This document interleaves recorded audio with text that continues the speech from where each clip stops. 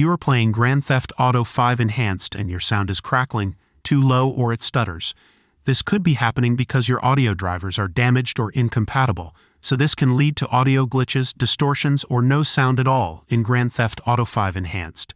So watch this video to learn how to fix your sound issues in Grand Theft Auto 5 Enhanced in Windows 11 and Windows 10. First, disable any spatial audio apps like Windows Sonic or Dolby Atmos.